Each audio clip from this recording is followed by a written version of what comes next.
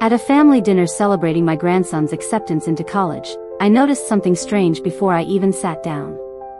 Every place at the long candlelit table had a printed name card in elegant gold lettering. My son Ethan sat at the center beside his wife, Vanessa. Their friends filled the seats nearby, laughing over glasses of red wine and half-finished appetizers. But my seat was different. The card placed in front of my plate didn't say Mom. It didn't say Grandma Eleanor. It said Family Assistance Guest. For a moment, I simply stared at it. The restaurant lights reflected against the polished surface of the card while conversations continued around me as if nothing had happened. Somewhere behind me, silverware clinked softly against porcelain. A waiter passed carrying a tray of steaks that smelled of garlic butter and rosemary. No one looked surprised. Not even my son. I just smiled and pulled out the chair. I'm glad you're here. Follow my story until the end, and let me know where you're watching from. Sometimes the people who humiliate you in public forget how much power you still hold in silence. The dinner was held at one of the most expensive restaurants in downtown Chicago. Floor-to-ceiling windows overlooked the river, and crystal chandeliers hung above us like frozen waterfalls. Vanessa loved places that made people feel small unless they belonged there. She adjusted the diamond bracelet on her wrist and glanced at me briefly. "Oh good," she said with a tight smile. "You actually came." Actually came. As though I'd been invited out of obligation. I folded my coat carefully over the back of the chair and sat down without answering. At 72, I had learned that silence often unsettled cruel people more than arguments ever could. A waiter approached with a bottle of wine. Before he could pour me a glass, Vanessa leaned toward him. "She probably won't want any," she said softly. "We're trying to keep expenses reasonable tonight." A few people laughed under their breath. I looked down at the tablecloth. White linen. Hand-folded napkins. Gold utensils. Everything polished to perfection. Ethan avoided my eyes and pretended to study the menu. That hurt more than Vanessa's words. I remembered when that same boy used to wait by the front window every Friday evening just to see my car pull into the driveway after work. Back then, he would run outside before I even parked. Now he couldn't even look at me. Dinner arrived in stages. Lobster tails. Filet mignon. Truffle mashed potatoes. Vanessa made a point of ordering the most expensive items while occasionally mentioning financial responsibility loud enough for me to hear. Then, halfway through the meal, she leaned back in her chair and crossed her arms. "Well," she said brightly, "since everyone's here, we should probably discuss boundaries." The table went quiet. My stomach tightened. Vanessa glanced toward the entrance. 2 security guards stepped inside the dining room. And then she said the sentence that changed everything. "Remove this pauper from the table." For a second, nobody moved. The music from the piano near the bar continued softly in the background while both security guards looked uncertain.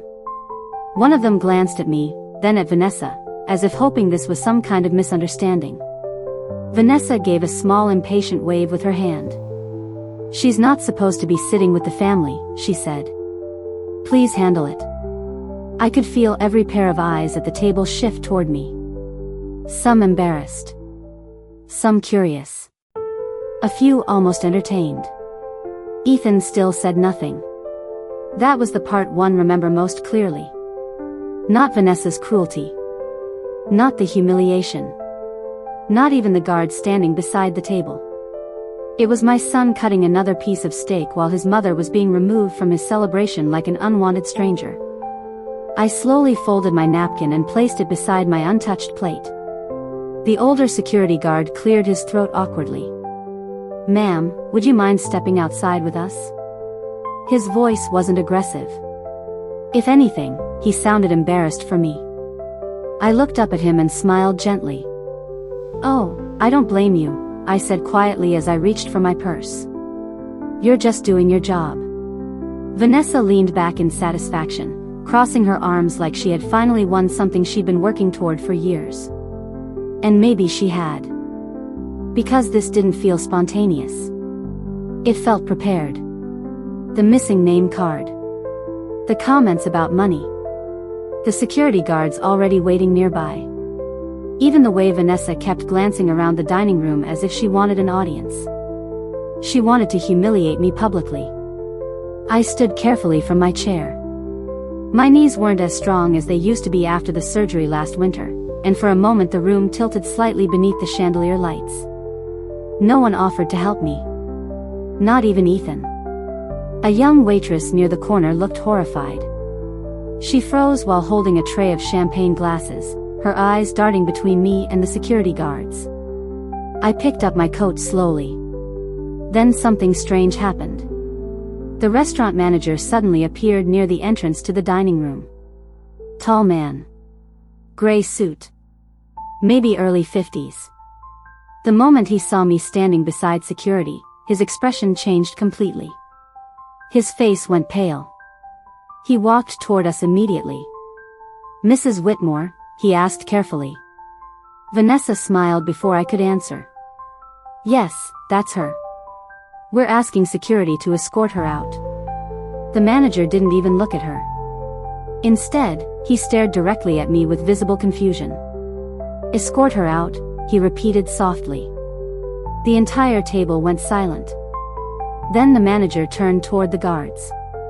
"You can go," he said firmly. "Right now." Vanessa blinked. "Excuse me?" The manager straightened his jacket. "I believe," he said slowly, "there's been a very serious misunderstanding about who Mrs. Whitmore is." Vanessa let out a short laugh, but it sounded forced now. "There's no misunderstanding," she said. "She wasn't invited as immediate family." The manager ignored her completely.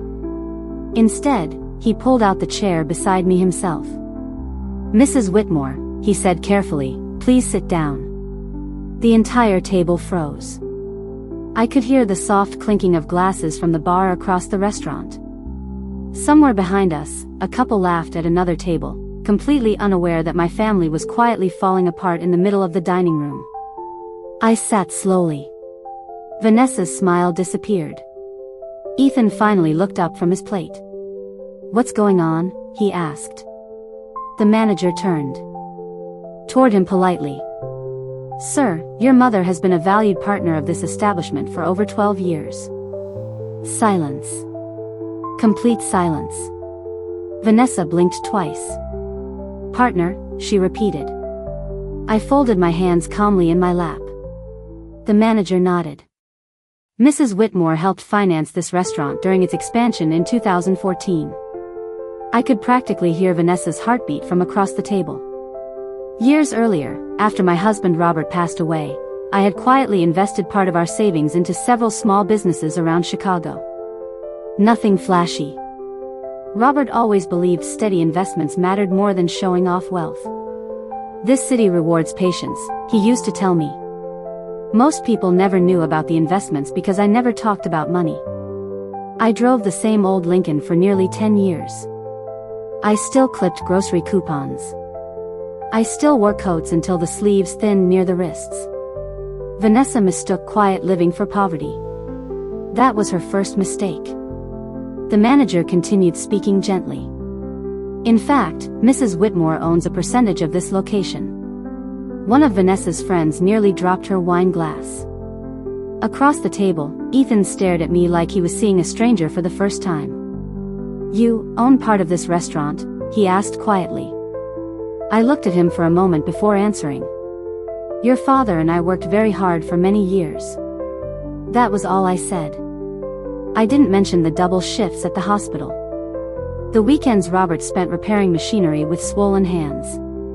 The vacations we skipped. The Christmases where we reused decorations because college tuition came first. People like Vanessa only notice wealth when it's loud. They don't understand the kind built slowly over 40 years. Vanessa straightened in her chair. "Well," she said quickly, forcing another smile, "if we'd known that, obviously tonight would have gone differently." The manager's expression tightened slightly. "But it shouldn't matter," he replied. "No guest deserves to be treated that way." For the first time that evening, Vanessa had no immediate response. She picked up her wine glass, but her hand trembled slightly. And suddenly, the entire room felt different. Just minutes earlier, I had been an embarrassment they wanted removed quietly. Now people were avoiding my daughter-in-law's eyes instead of mine. I looked down at the untouched filet mignon in front of me. It had already gone cold. Nobody spoke for a while after that. The servers moved carefully around the table, refilling water glasses and clearing appetizer plates as if they were afraid to interrupt whatever had just shifted in the room. Vanessa kept forcing small smiles that never reached her eyes. "Oh my goodness," she said finally, letting out a nervous laugh. "This is all just one big misunderstanding." But it wasn't. And deep down, she knew it. I picked up my fork and cut a small piece of the now lukewarm steak. It tasted dry. The butter sauce had already hardened near the edges of the plate. Funny how quickly expensive meals lose their charm once humiliation enters the room. Across from me, Ethan rubbed the back of his neck the same way he used to as a teenager whenever he felt guilty. "Mom," he said quietly, "why didn't you ever tell us about the investments?" I dabbed the corner of my mouth gently with my napkin before answering. "Because your father taught me that money should provide peace, not attention." Robert used to say wealthy people who constantly talked about money were usually trying to convince themselves they mattered. Real security moved quietly. Vanessa shifted in her chair. "Well, honestly, Eleanor, you have to admit you never exactly looked successful." There it was. Not an apology. An explanation. As though humiliating me publicly made sense because my coat wasn't designer and my handbag wasn't covered in logos. I looked down at my hands resting calmly on the tablecloth. Thin skin. Small wrinkles near my knuckles. The same hands that once packed Ethan's school lunches at 5 in the morning before heading to a 12-hour nursing shift. People see old age and assume weakness. They rarely think about how much life those hands have survived. "I didn't realize financial status determined whether someone deserves respect," I said softly. Vanessa opened her mouth, then closed it again. One of Ethan's business friends suddenly became very interested in his mashed potatoes. No one wanted to look at her anymore. The manager remained standing nearby, uncomfortable but protective. I appreciated that more than he probably realized. Then Vanessa made another mistake. She reached for her wine glass and smiled tightly. "Well," she said, "I think everyone's overreacting. We were only joking." Joking. I remembered the security guard standing beside my chair. I remembered Ethan staying silent while his wife called me a pauper in front of strangers. That wasn't a joke. That was revelation. Sometimes people show you exactly how they see you the moment they believe you have nothing to offer them. And once you see it clearly, you cannot unsee it. I glanced around the beautiful dining room again.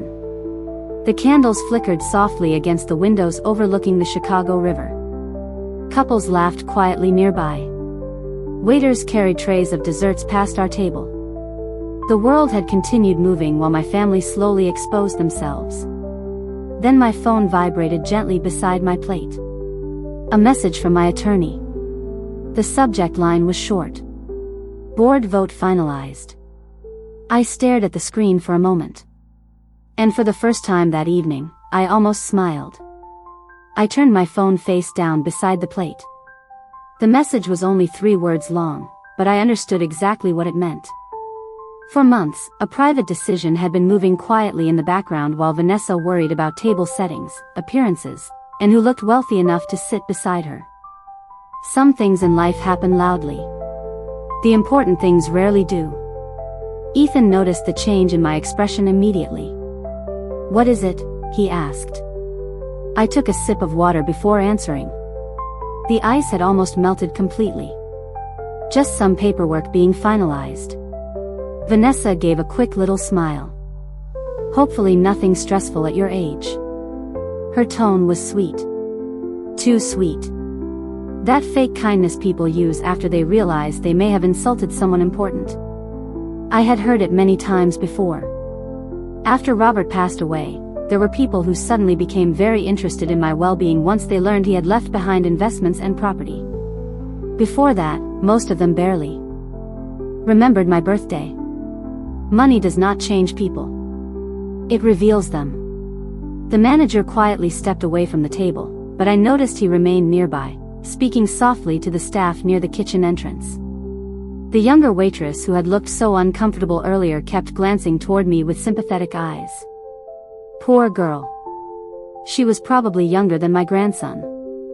Young people still believe humiliation shocks everyone equally. By 72, you learn that many people will stay silent simply because speaking up makes dinner uncomfortable. Vanessa straightened the diamond bracelet on her wrist again. I had noticed she did that whenever she felt nervous. So, she said brightly, trying to regain control of the evening, let's focus on happier things. Tyler's future. Family. New beginnings. Family. Interesting word coming from someone who had just tried removing her husband's mother from the table with security guards. Tyler, my grandson, looked down awkwardly at his plate. He was a good boy. Quiet. Smart. Nothing like the performance happening around him. I reached into my purse slowly and pulled out a small velvet jewelry box. Vanessa's eyes immediately dropped toward it. Years ago, she used to look at me the same way when Robert and I hosted Christmas dinners at our house. Not with affection. With calculation. I slid the box gently across the table toward Tyler. Congratulations on Northwestern, I said softly. Your grandfather would have been proud of you. Tyler opened the box carefully. Inside was Robert's gold graduation watch. The one he wore for nearly 40 years. Tyler's eyes widened slightly. Grandma, are you sure? I nodded once. Across the table, Vanessa stared at the watch like she recognized its value instantly. Of course she did. Some people can estimate the price of gold faster than the value of kindness. Ethan cleared his throat. Dad loved that watch. He did, I said quietly. Then I looked directly at my son for the first time that evening. But your father also believed respect mattered more than appearances.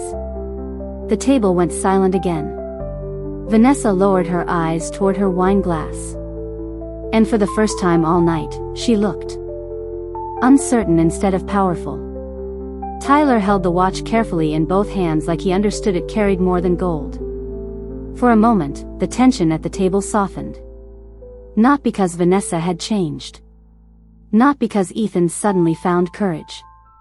But because genuine gratitude still existed in at least one person sitting there. Thank you, Grandma, Tyler said quietly. I smiled at him. You earned it. Vanessa reached for her wine again, though this time she drank too quickly. I noticed the faint redness creeping into her cheeks. People become careless when control slips away from them. So, she said after a moment, forcing another laugh, I think tonight just got a little emotional. No one answered. Even Ethan seemed tired now. The confidence he carried earlier had disappeared somewhere between the security guards and the restaurant manager correcting her publicly. The truth exhausts people who spend too much energy maintaining appearances. A server arrived carrying dessert menus, but nobody reached for them. Outside the tall windows, Chicago glowed against the dark river. Headlights moved slowly along the streets below while reflections shimmered across the water. Beautiful city. Robert loved nights like this. Years ago, before arthritis stiffened his hands, he used to drive me downtown during December just to look at the Christmas lights along Michigan Avenue. We never spent much money. Sometimes we shared one slice of cheesecake and coffee because Ethan's tuition bills came first. Back then, sacrifice felt natural. You give everything to your child because you believe love grows into gratitude someday. Sometimes it does. Sometimes it grows into entitlement instead. Ethan finally spoke again. Mom, why didn't you tell me about the restaurant investment? His voice sounded smaller now. Careful. I looked at him for several seconds before answering. You stopped asking about my life a long time ago. That landed harder than I intended. He lowered his eyes immediately. Vanessa shifted beside him. Ethan's been busy building his career, she said quickly. Life gets hectic. I nodded slowly. Yes. It does. I remembered birthdays shortened into quick phone calls. Holidays cancelled because they were too busy. Invitations arriving later and later until eventually they stopped pretending I was included at all. Loneliness rarely arrives all at once. It happens gradually. Quietly. Like lights going out room by room inside a house. The manager returned to the table carrying a small black folder. Mrs. Whitmore, he said respectfully, I wanted to personally let you know tonight's dinner has already been taken care of. Vanessa blinked. Oh, Ethan already gave his card. The manager shook his head gently. No, ma'am. Mrs. Whitmore's account covers family dining events at all partner locations. Silence again. I could almost hear Vanessa recalculating every assumption she had made about me over the years. The old coat. The simple jewelry. The quiet lifestyle. To her, modesty looked like failure. That was her second mistake. I thanked the manager softly and closed the folder without opening it. Across the table, Ethan stared at me with an expression I hadn't seen since he was a little boy. Confusion mixed with guilt. And for the first time all evening, I think he finally realized how little he actually knew about his own mother. The dessert menu sat untouched in the middle of the table. No one seemed hungry anymore. Vanessa kept checking her phone every few seconds, though I doubted she was reading anything. People often look for distractions when embarrassment starts settling into their skin. Ethan leaned back in his chair heavily. You own accounts with all the partner locations? He asked quietly. I nodded once. Your father and I invested in several businesses after he retired. He stared at me for a moment. Why didn't I know any of this? I almost smiled at the question. Because for years, my son had mistaken access for understanding. Calling me twice a month did not mean he knew me. Inviting me to holidays out of obligation did not mean he saw me. People can sit across from you for years while never asking a single real question. You stopped being interested in anything outside your own household, I said gently. Ethan looked away again. Vanessa immediately stepped in. That's not fair, she said. We've both been incredibly busy. Busy. Such a polite word for emotional neglect. I remembered sitting alone on Thanksgiving 3 years earlier after Vanessa canceled dinner 2 hours before it started because they had too much going on. I ate turkey soup for nearly a week afterward because I had already finished cooking everything. Back then, I told myself not to take it personally. Old mothers become very skilled at making excuses for their children. The young waitress returned to clear the plates. She paused beside me for a second. I'm sorry about earlier, she whispered softly. I touched her hand lightly. You have nothing to apologize for. But Vanessa heard it. Her expression tightened instantly. This entire thing is getting blown out of proportion, she muttered. Honestly, Eleanor, people joke around at family dinners all the time. I looked at her calmly. Do they usually call security on family members where you come from? That finally silenced her. Across the table, Tyler lowered his head slightly, hiding what looked suspiciously like a smile. Even Ethan let out a quiet breath through his nose. Not laughter. But close. Vanessa noticed it too. The shift in power had become impossible to ignore now. Earlier that evening, she controlled the room effortlessly. Every comment landed exactly where she wanted it to. Every little humiliation was carefully designed to remind me I was no longer important. Now people were measuring their words around me instead of her. Funny how quickly respect appears once money enters the conversation. That realization saddened me more than the insults had. My phone buzzed again against the tablecloth. This time Ethan noticed the name on the screen before I turned it over. Whitmore Holdings Legal Division. His eyes widened slightly. Mom, he said carefully. What exactly was finalized tonight? I looked out the window toward the river for a moment before answering. The city lights blurred softly against the glass. Then I turned back toward my son. Your father's board officially approved my retirement transition this evening, I said quietly. Vanessa frowned. Retirement from what? I folded my hands together calmly. From serving as majority shareholder of Whitmore Holdings. No one at the table moved. And suddenly, even the piano music in the restaurant seemed too loud. Vanessa stared at me as if she had misheard the words completely. Whitmore Holdings, she repeated slowly. I nodded once. The table remained perfectly still. Even the servers nearby seemed quieter now, moving carefully between tables with lowered voices. Somewhere across the restaurant, a glass shattered near the bar, but no one at our table reacted. Ethan looked pale. You mean Grandpa's manufacturing company? Tyler asked softly. Among other things, I answered. Robert started Whitmore Industrial Systems in a rented garage nearly 40 years ago with 2 second-hand machines and 1 employee who later became his best friend.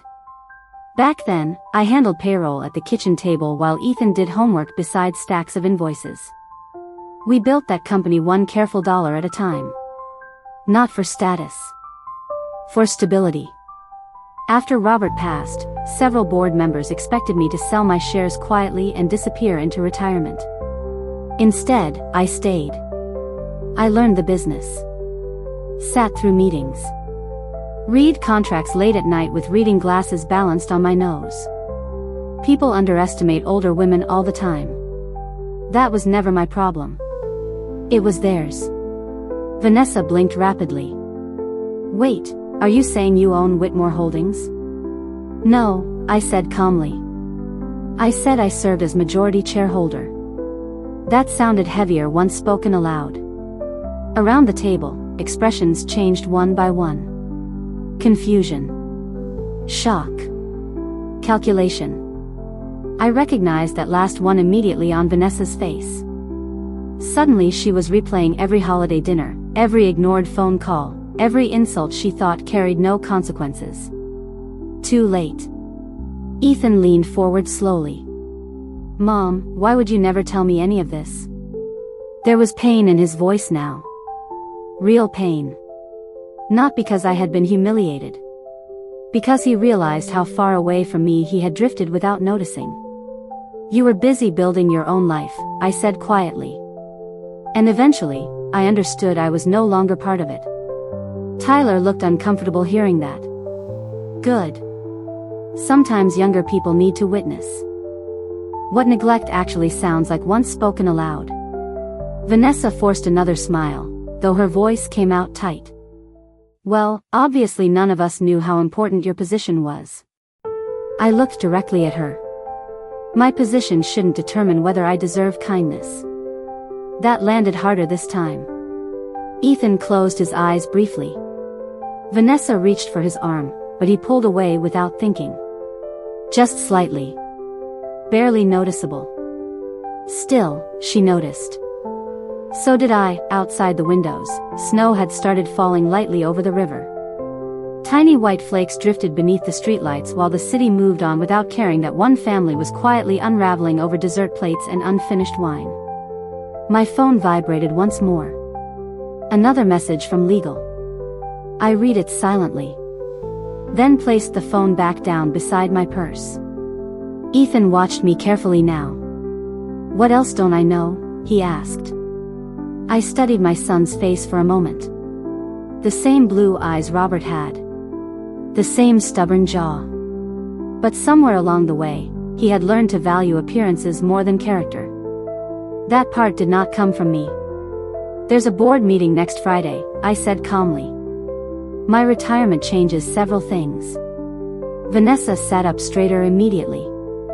What kind of things? I folded my napkin neatly beside the plate. The kind people should think about before calling someone a pauper in public. No one touched their food anymore. The candles had burned lower across the table, leaving thin trails of wax along the silver holders. Around us, the restaurant remained warm and elegant, but our corner of the dining room felt cold now. Vanessa kept staring at me like she was trying to solve a math problem too late. Ethan finally spoke first. "What changes?" he asked carefully. I looked at him for a moment before answering. "Control of several voting shares transfers after my retirement." Vanessa sat perfectly still. I could almost hear her thinking. Whitmore Holdings owned manufacturing properties, commercial real estate, and investment partnerships across Illinois and Wisconsin. The company had grown far beyond the little garage Robert started decades ago. And suddenly, the woman she had publicly humiliated no longer looked disposable. Funny how quickly respect appears when money enters the room. "It's temporary," Vanessa said quickly, trying to sound casual. "Right? I mean, retirement doesn't necessarily change ownership structures." There it was again. Not concern about my feelings. Concern about assets. I folded my hands calmly in my lap. "You seem very interested in ownership tonight." Her cheeks flushed immediately. Ethan rubbed his forehead. "Vanessa, no, I'm just asking questions," she interrupted. "Everyone's acting like I committed some horrible crime." The young waitress nearby nearly dropped a tray hearing that. I looked at Vanessa quietly. "You called security to remove your husband's mother from the dinner table." She opened her mouth. Closed it again. Some truths sound uglier once repeated aloud. Tyler stared down at Robert's gold watch still resting in front of him. I could see embarrassment written across his face now. Not embarrassment for me. For his parents. That hurt Ethan more than anything else so far. "I didn't know about the security thing," he said suddenly. "Vanessa told me they were only there because the restaurant required extra staff tonight." Vanessa turned toward him immediately. "Ethan, don't do this here." But his expression had changed. Earlier, he looked confused. Now he looked betrayed. Small difference. Important difference. "You planned this?" he asked quietly. She crossed her arms defensively. I was trying to avoid another uncomfortable scene. I almost smiled at that. Interesting choice of words considering I had arrived peacefully, sat quietly, and spoken calmly all evening. The only scene had come from her. Outside, snow continued falling over the river in soft white streaks. The city lights reflected against the windows while warm jazz music drifted through the restaurant speakers. Beautiful evening for a family collapse. My phone buzzed again. This time, I answered it. "Mrs. Whitmore," my attorney said warmly through the speaker. "Congratulations. The board vote passed unanimously." Vanessa's face lost color instantly. Ethan stared at the table. My attorney continued. "We'll begin transferring executive authority Monday morning. Also, your grandson's educational trust has officially been secured under your direct supervision." Tyler looked up sharply. Vanessa blinked fast. "Educational trust?" I thanked my attorney quietly and ended the call. Then I looked at Tyler. "Your grandfather wanted your future protected no matter what happened in this family." The silence afterward felt heavier than anything said all night. Because for the first time, Vanessa realized something terrifying. Robert and I had planned for the future long before she ever entered the family. Vanessa's composure finally cracked after that. Not loudly. Not dramatically. Just enough for everyone at the table to see the panic underneath. "Educational trust," she repeated. "What exactly does that mean?" I reached for my water glass calmly. "It means Tyler's tuition, housing, and future investments were secured years ago." Tyler stared at me in shock. "You and Grandpa already planned all that?" I nodded. "Since you were 10.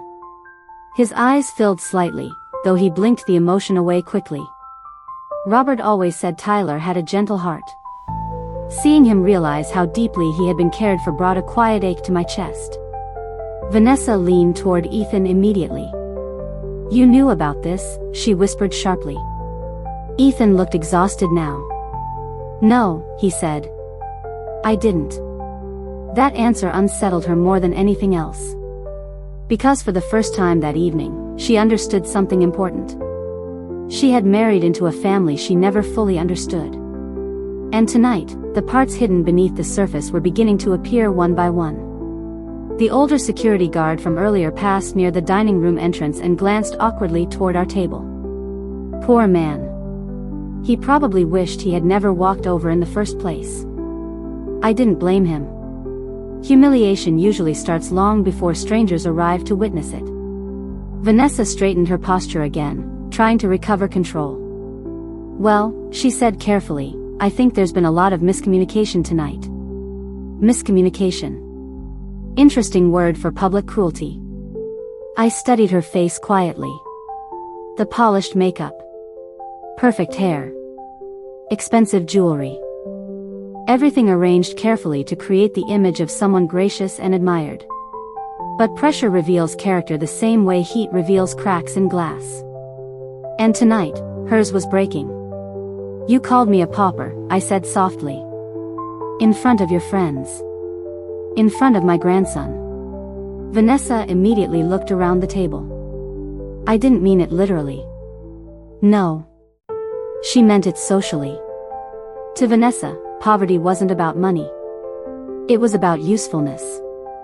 Status. Visibility. The moment she believed I had none of those things, she discarded me publicly. Ethan finally pushed his plate away. That's enough, he said quietly.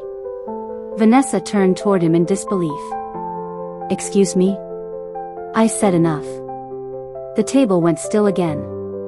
I had not heard my son speak to her like that before. Not once. Vanessa laughed nervously. So now I'm the villain because your mother kept secrets from everyone? Ethan looked at her for several long seconds before answering. No. You're the villain because you enjoyed humiliating her before you knew who she was. That landed heavily. Even Vanessa's friends looked uncomfortable now. One woman suddenly reached for her purse like she wanted an excuse to leave. Outside, snow continued falling over downtown Chicago in slow, quiet sheets. The river reflected gold from the streetlights while couples walked along the sidewalks below, bundled inside winter coats. Life moved peacefully beyond the windows. Inside, my family was finally being forced to face itself honestly. Tyler looked down at Robert's watch again. Then he spoke very softly. Grandpa would have hated tonight. No one disagreed with him. Not even Vanessa. For a long moment, the only sound at the table was the soft piano music drifting through the restaurant. Vanessa sat motionless beside Ethan, staring down at her untouched wine glass. Earlier that evening, she had controlled every conversation with confident little smiles and carefully aimed insults. Now she looked cold. Not physically. Socially. People at the table no longer leaned toward her when she spoke. No one laughed at her comments anymore. Even her friends seemed uncomfortable sitting beside her. Respect had quietly left her side of the table. And she knew it. I folded my napkin slowly and placed it beside the empty plate. I think I should head home, I said gently. Tyler looked up immediately. Grandma, you don't have to leave. His voice carried genuine concern. That mattered more to me than all the expensive dinners in Chicago. I smiled softly at him. You still have a future to celebrate tonight. Ethan straightened in his chair. Mom, wait. There was something fragile in his expression now. Not authority. Not confidence. Regret. I had waited years to see it. Funny thing about regret. By the time it arrives, damage has usually finished settling into place. Vanessa finally spoke again, but her voice sounded smaller than before. Eleanor. I think maybe we started off on the wrong foot tonight. I almost admired the sentence. People like Vanessa rarely apologize directly. They prefer softer language that leaves room to escape responsibility later. Started off on the wrong foot. As though the security guards had appeared by accident. As though humiliation had simply wandered into dinner unexpectedly. I slipped my coat over my shoulders carefully. At my age, I said quietly, you learn the difference between mistakes and intentions. Vanessa lowered her eyes. Ethan stood up suddenly. Mom, please. Let me drive you home. No thank you. The answer came gently. Calmly. But it still hurt him. I could see it. Years ago, after Robert died, I used to sit awake at night wondering whether I had failed somehow as a mother. Whether kindness had made Ethan weak. Whether loving someone too much teaches them to take you for granted. Older women ask themselves those questions often. Especially when their children stop seeing them as people. Tyler rose from his seat and walked around the table toward me. Without saying anything, he hugged me carefully. I closed my eyes for a brief second. He still smelled faintly like cedarwood cologne and winter air. You didn't deserve this, he whispered. Neither did your grandfather, I thought. But I only squeezed his hand gently before letting go. The restaurant manager appeared again near the entrance with my scarf folded neatly over his arm. Outside the windows, snow covered the sidewalks in soft white layers now. Downtown Chicago looked quieter than usual beneath the falling snow. Peaceful. I turned toward Ethan one last time. There's one more thing you should know, I said calmly. His face tightened. After tonight, my legal team will be reviewing all future family trust access personally. Vanessa's head lifted sharply. I continued softly. Respect matters in this family now. It always should have. Then I walked away from the table. And for the first time that entire evening, no one tried to stop me. Snow fell softly across Chicago the night I left that restaurant. By the time the valet brought my old Lincoln around, the streets had already turned white beneath the city lights. I sat inside the car for a moment with my hands resting quietly on the steering wheel. My phone buzzed 3 times before I even pulled away from the curb. Ethan. Then Vanessa. Then Ethan again. I did not answer. Some conversations arrive years too late. Over the next few weeks, things changed exactly the way my attorney predicted they would.